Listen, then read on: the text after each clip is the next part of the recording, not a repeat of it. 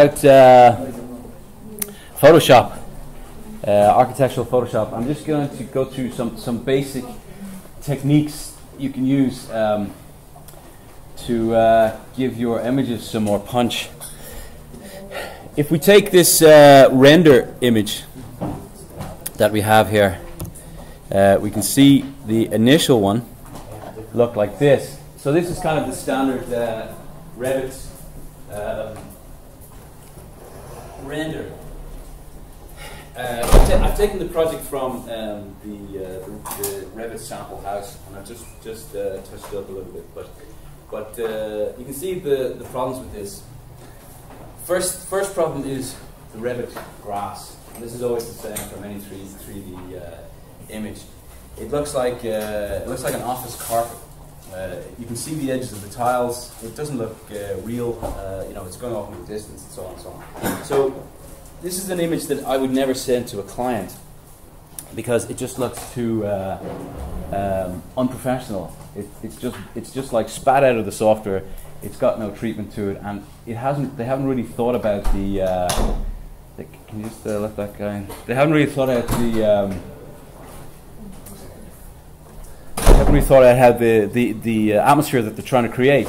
So the first thing you need to think about is that these images aren't they're not engineering images. They're images that are they're artistic. So you have to have a consideration as to the atmosphere that you want to make, because you're trying to sell this project to somebody.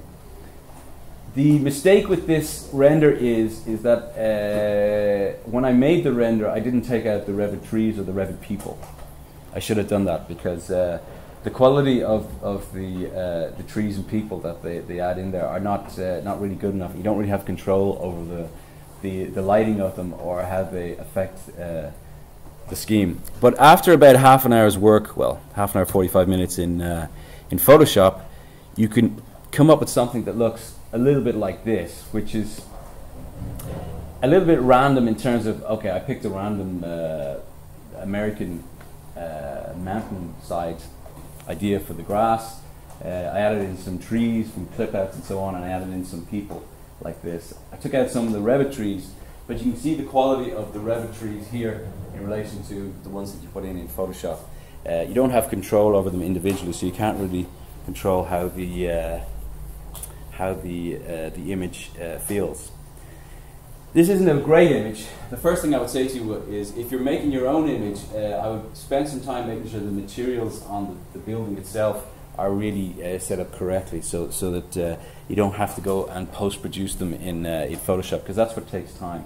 We could go and find a texture for this timber, for example, and stretch it across this element here and clip it in such a way that it would look real, but it would still take 20 minutes to do that, whereas if you just had it working in the Revit software, you could just take it straight in. So what I've done is, in your fronter, I've set up a folder called Photoshop files, and in here I've got some people, lots of people. I've got some trees, and these are clip outs of these things which I bought in my own company about 5 or 6 years ago. So I'm giving you those for free. So never say I never gave you anything. So you can use those for your images, and you can clip them in and use them however you want. To go through it step by step as to how to create an image like that in Photoshop, the first thing you need to be aware of is when you're rendering the image. I'm just going to open up Revit here, and we can see how that works. There's a couple of settings in Revit. In all 3D rendering programs, they should allow you to do to render to alpha channel. Does anybody know what that means? No. Okay, I'm just going to open up the project here. Give me a minute.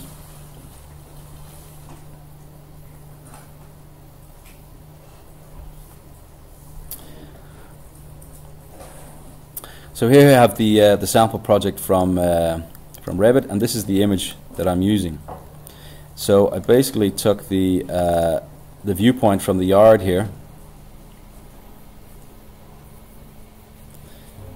and I rendered it to cloud. But instead of just sending it to the cloud as it is, what I did was I clicked on this alpha transparency background option, and that means it renders without the sky and so on, and it just makes everything clear behind it. So when you render to the cloud, you can go into your cloud renders. So here's all my cloud renders. So you can just right click on that and download it to your desktop. Okay. And I've already done that. I have that down here somewhere.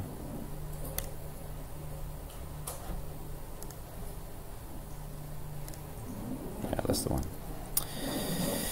So then if I go into Photoshop and open it up, let's see if I can just get it here.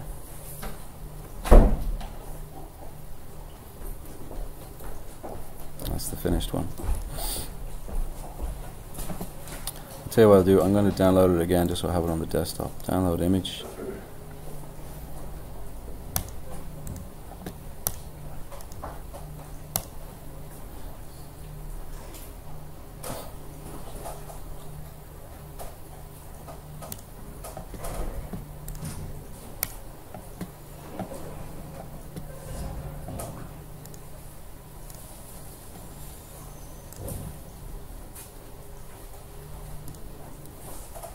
So there we go.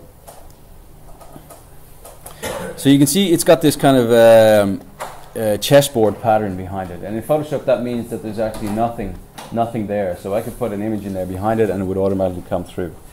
I think the first thing that we'll do is I'm going to work on the grass. So we'll get rid of that grass to start off with, and we'll put in some new grass. So easy way to find images, you can literally just go onto Google and type in grassy hill, for example, and switch it to images, and you can find lots and lots and lots of images just here. This is the one I think I used. So let's view that image, and we can just copy the image and then go to Photoshop, and we can use Control V and just paste it into the image. Takes a little bit of time.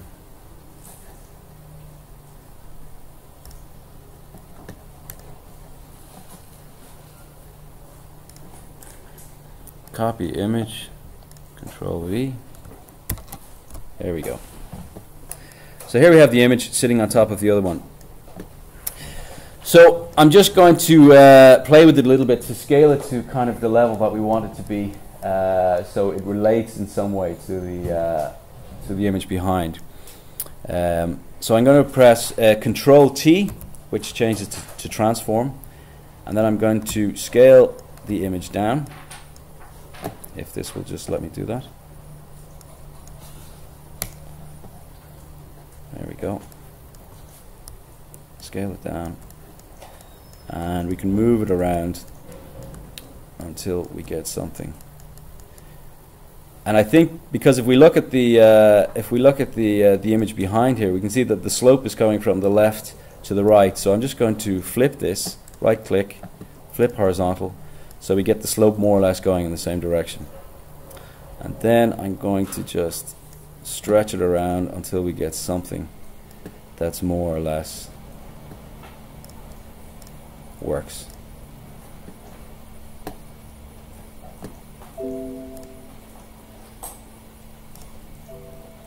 There we go.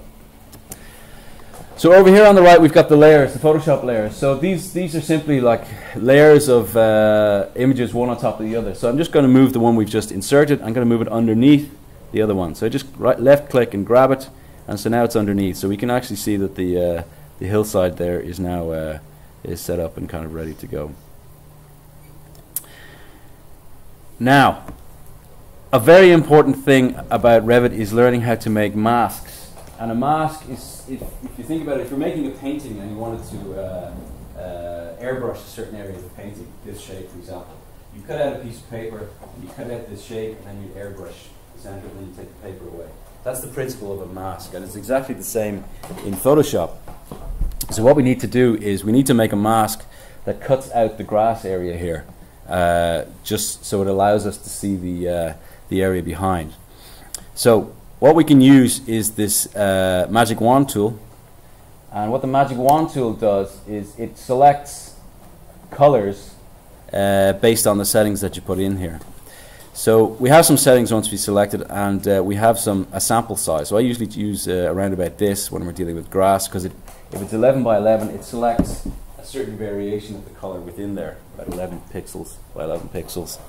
And then we can change the tolerance to something that that will allow us to get within the same kind of color range. So if I do that on layer 0, which is the one we want to mask, if I select it, you can see that it's kind of taken a lot of the grass in, but it's also taken other bits and pieces out of the image as well, which I don't necessarily want.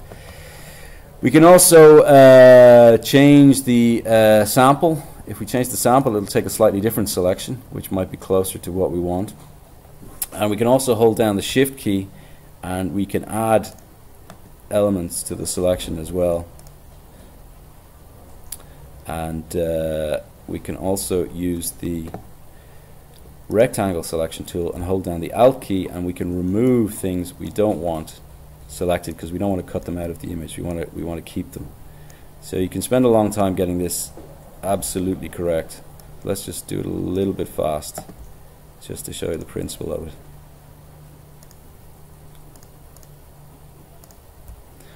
So that looks more or less what we want. Maybe we'll just add a little bit more in here. Get rid of that. Get rid of that. And if I was doing this, for a client, I would probably spend, at least 10 minutes getting the selection area correct first of all, so that I don't have to come back and change it afterwards. So now we've selected the grass area pretty much. This is the area we want to change, so we need to remove it. So I'm gonna make a mask, but if I make a mask of this area here, what it means is that this will be retained and this bit will be deleted. So we would need to make a mask of the inversion of that. So I go up to Select, and I select Inverse. And once I've done that, I can come down, making sure we're on the right layer here. I can see the little houses in there. I'm not sure if you can see that on the screen. And I just press this little mask tool down here. And you can see that that miserable Revit grass has been removed. So that's the first step. But it still looks like it's been photoshopped. The clip, it looks like it's been cut out with the scissors. It's not. It doesn't have any quality to it. So the way to give it more relation to the environment, or at least a kind of a more blurred edge, is if we double click on the new layer mask that we've created. You can see up here that the shape of the grass is shown to us, so we know there's a mask in there. If I double click on that, we get some settings for the mask, and here one of the sliders is called Feather. And I'm just going to turn that up slightly, and that actually starts to blur. If I turn it up all the way, you can see that the image starts to overtake. But if I turn it up slightly, it just takes the very edge of the mask, and it just blurs the two layers together. So let's just go in and have a look at that and see what that looks like. So you can see it's kind of blurred the edges here, and we can continue to play with it until we get something that we think will work, but I don't want to go too far on, because we're going to add some stuff to it afterwards. So that's the first step. The next thing we need to do is the sky that's part of the hill image is not something that we want to have in there, because we want to put our own sky in there. So I'm going to, over on the right here in the layers dialog, I can switch off the front layer just by pressing the I here. So now we've got just the image behind. If I then select this layer, I can use the magic wand tool again, and this time I can turn up the tolerance here, or sorry, turn up the sample size, because I want to have more than what we had before. If I select the sky here, it's pretty much selected the entire sky, but I can go around holding down the shift key. Whoops, that was too much. And add some elements as well up here, so that it selects pretty much everything. Once again, I'm going to invert it. It's the same process, so select and then inverse, and let's see if that works. If I mask that, there we go. So it's removed the sky behind it. Once we put the sky in here, I'll wait till we get there before we get to it. But when we put the sky in there, we'll probably have some kind of jagged edges around the trees and so on. So it will look like a clipped out image. But we can use the feather control then to make that better again. So let's just switch the main building back on again. And now we can go into Google image search, and we can just look for skies. So let's just get a sky. So you can get thousands and thousands of skies in here. The difficult thing is finding one that suits the lighting of your image. I mean, what I should have said at the beginning is, whenever you're changing things, you need to find imagery where the lighting, where the sunlight and the shadows are pretty close to where the sunlight and the shadows are in the model that you've rendered. So often what you'll do is you'll take a photograph of the site that your building is going to be built in, and you take a note of the specific time of day, and then you will render the image for that specific time of day, so that everything kind of works together. Okay, so let's just grab a sky over here. Let's see what we got. Something that's not too crazy. Let's say what do we want? Something like, maybe you want a dramatic sky, so let's say something like that.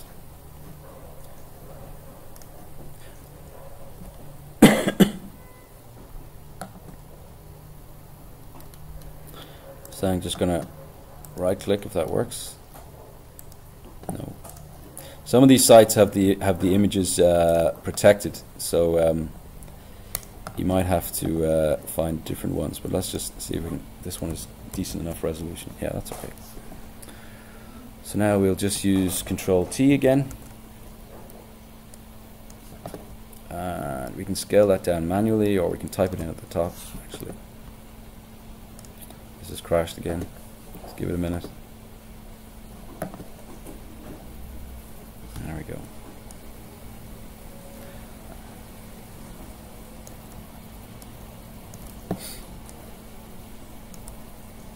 Wow, it's a big one.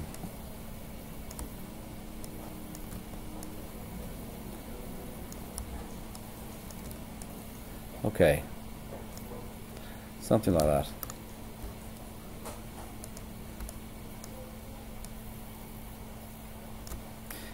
Again, we don't have to worry about keeping the aspect ratio. We can stretch it any way we want, because it's sky, it's clouds. We don't need to worry about it.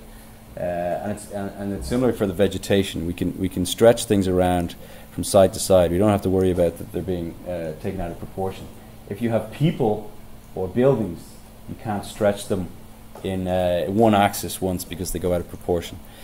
So that looks like, if I move it up a little bit, maybe we've got more of a sky there, and we just make sure that it's not going over the top of the image, like that. Apply it, and now I'm just going to move it to the back of the scheme there, like that. And I can see that actually the beach that was in the original image there is still there, so I'm just going to stretch it down a little bit more until the beach is not visible, like that.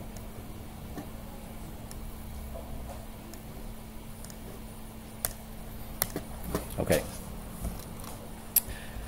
So now we've got the sky, and there's in the trees behind. So we need to feather those edges so that they don't look unrealistic. So I'm going to go back into this mask here. Double click, and I'm going to turn up the feathers on that, so you can see it's just slightly blurring it. Don't want to go overboard, but just slightly blurring it so that it looks more real.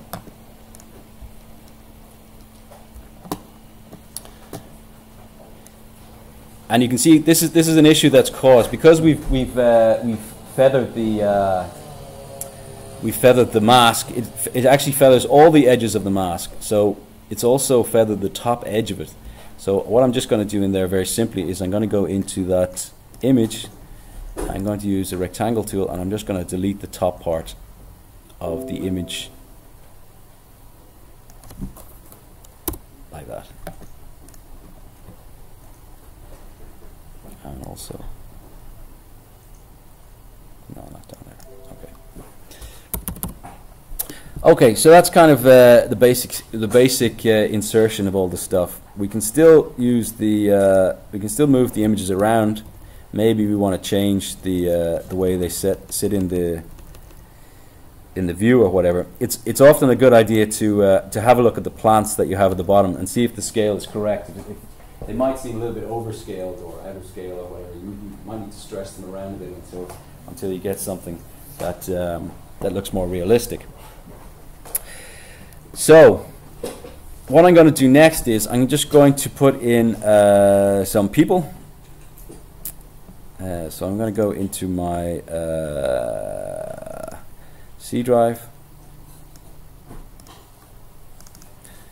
and this is the company I bought these cutouts from. So I'm just going to go into the character collection, and these are the same people that I uploaded to Fronter. So you can use, well, we don't have that guy, business guy. No thanks.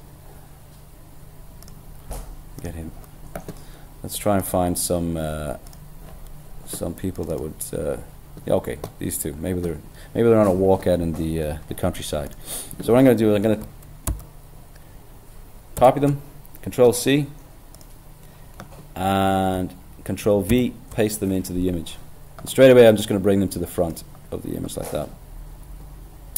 The key to making realistic people is to figure out where the viewpoint of the camera is taken from. And that's to do with the knowledge of perspective. If we could say that the vanishing point of this image is going off in this direction, we can make a judgment as to where the eye level of the person who's taking the photo is. So the eye level of the person will be wherever the element is completely horizontal, if you know what I mean. Does that make sense? Yeah. Blank faces. So what we need to do is make a judgment as to where it is. So I'm going to move the eye level of this guy here, which might be the eye level of the person who took the photo, and I'm going to move it to wherever the most straight element is in the image. And that means if we keep him there, no matter how much we to the right scale in the image. So Control T, I'm going to shrink these guys down. And I'm holding down Shift so that the scale is always maintained. So the X and Y scale is always the same. If I keep shrinking them, you can see that they seem as if they're, if I just roll in a little bit, they kind of seem to scale in the image. So I'm just going to put them here, something like that. And just double check that the shadow on the people is in some way similar to the shadow that on the building that's been calculated on the building. Apply, and then I'm just going to give them a slight transparency, so they're just more or less within the image, like that. Okay. So then I'm just going to insert a tree. Let's see if we can find some trees. I want a tree it's related to the landscape that's shown in the image, which is kind of a pine landscape. But I'm not sure if I have any pine trees here. But let's go back to the other one and see.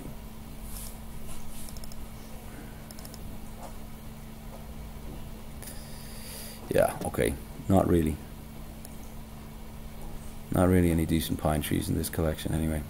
So let's just choose tree 26. So I'm going to go and find the Photoshop file of tree 26. Open it up.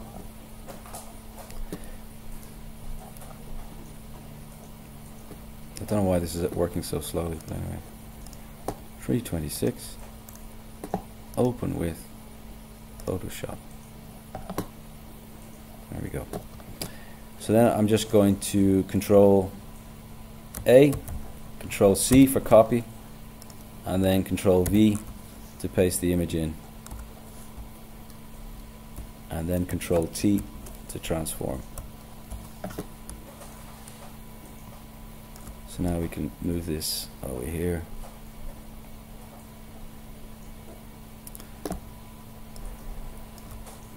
And you can spend a long time putting in lots of different trees and creating atmospheres and so on to get the right kind of feel for your image. I'm just going to turn down the opacity of that as well a little bit, so it's not so dominant. Okay, so that's kind of the basic stuff. So now maybe what you want to do is work on the color. I'll do first of all is I'm going to tone down the Revit color, because it always renders at extreme high levels of saturation. So I'm going to select the image for where the house is, or sorry, the layer that the house is on, and then I can go into image and I can go into adjustments, and we're going to change the saturation. So I'm going to take the saturation down. If I take it all the way down, it's going to turn into a black and white picture, but I'm going to take it a little bit down, and at the same time I'm going to turn up the lightness a little bit. We also have the option here to control the actual hue of the building, so we might make it more red or more green or whatever, something that maybe relates to the surrounds. Something you kind of have to do with an artist's eye. I really, if I was doing this in reality, I would put a lot better textures on the building before I put it in. But anyway, what can you do? So the next thing I'm going to do, adjustments, I'm going to turn up the brightness a bit, and then I'm going to turn up the contrast a bit, just so it gets a little bit punchier, but not so much that things start to disappear. And once I've done that, I'm going to do the same kind of thing with the grass we've put in. And actually, you have the option in here to adjust the saturation or the hue of the grass to change the landscape a little bit. So we could bring out different qualities in the grass. If I turn it down here, suddenly it's turned into a Scottish moor or something like that with poppies and so on. So let's turn it down. Let's pretend we're putting it in some kind of tundra area. I'll turn it down like that. And we can turn the brightness up, because the sun on the house looks as if it's quite bright. So let's turn the brightness up a little bit. And turn down the saturation a little bit as well. And we just get a few more things going on there. Brightness and contrast. Turn up the sunshine.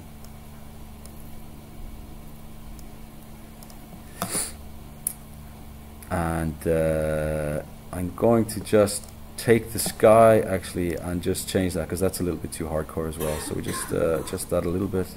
Brightness and contrast. Turn up the brightness a little bit. It's a sunnier day. Get it like that. And then I won't go too much into this, but you can actually spend hours and hours just adjusting this stuff until it gives the right quality of image that you want to have. And then just to make it suit, I'm going to turn down the quality of the tree, change the saturation or the hue of the tree, so it has maybe more of an autumn kind of feel to it.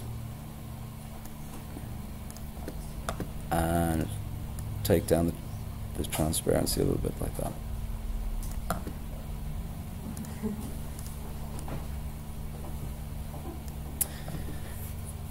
Okay, so now the last thing I want to show you is just, we've got all the basic things in there. And actually it's not a very high quality image you can see there, but anyway, but we want to really make the building look as if it's sitting in the landscape. So okay, we feathered the edges a little bit and it's kind of a little bit in there, but we want to actually put some of the of this vegetation in front of the building, so it doesn't seem as if it's such a clip. So there's a really nice little tool in Revit. It's this tool here. It's called the stamp tool, if you can see over there. And what this does is it takes part of the image that you want to use, and you can copy that part and just paint it on to the rest of the image. So I click stamp here, and I go into the field landscape that I want. I hold down Alt, and I'm going to take some of this kind of heather here. Click on that. So that's our source point. Now I'm going to set a new layer in and move it up to the top. And in here, I'm just going to roll in so we can see it. I'm going to paint some of that heather onto the screen. So what it's doing, it's actually moving the source point, and so it's copying the source point as I move along. You have to be a little bit kind of careful about this stuff, but we can change the source point to here, for example, and I'm going to continue. Oh no, we need to change it back to there. Sorry, change the source point to here. Go back to the layer we want to paint on, and then we can continue the heather up over the screen like that.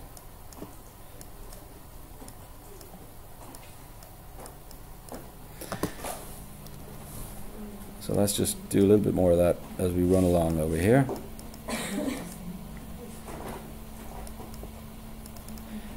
And again, you have to be a little bit careful when you do this so you don't overdo it. And let's put a little bit over the feet of the people over here as well. Let's take a source point here, go back to the layer we want to paint on, and paint over these people's feet so they look like they're actually in the landscape there. And similarly with the tree here, I'm going to take this and we're going to paint something around the base of the tree so it looks like it's growing out of the landscape. Okay, and then the one last thing, the very, very last thing I promise, is that to give a little bit more texture to the quality of the grass, we can actually use the brush tool, and I close that down. If we open up the brushes, which are over here, we can go to brush presets, and then we can scroll down to something like a grass pattern. So there's a couple of grass patterns here, so I'm just going to select the top one here, and I'm going to change the size of it to somewhere like this, and then we're just going to roll in. Let's close that down first. Roll in, and we want to go back to the correct layer. Let me just move that out of the way. Where's my layers gone? There they are. Yeah, we're on the right layer. Let's make a new layer for the grass. So now we should be able to just paint some grass in to the image as well. And we can vary the scale and the size of it and so on. And we can also vary the color and stuff. But it gives you, just the sheer fact of doing that gives you so much more texture in the image that you know, it just adds so much quality to it that wouldn't be there in the first place. And you can continue it a little bit through the landscape, so it doesn't seem like it's out of the ordinary in the landscape there. Something like that. And some around the bottom of the. Okay. So you can see that there's only like 4 simple steps there, and with those 4 simple steps, you can really take. If I go and switch off all these modifications I've made to the image, and switch off this as well, disable layer mask. You go from that to this in about half an hour, and it's, you know, it's, once you get a little bit of the hang of it, it's as simple as that. But it's only those tools I'm talking about. But you can use those tools for pretty much any architectural rendering situation. Is that okay? Any questions about that?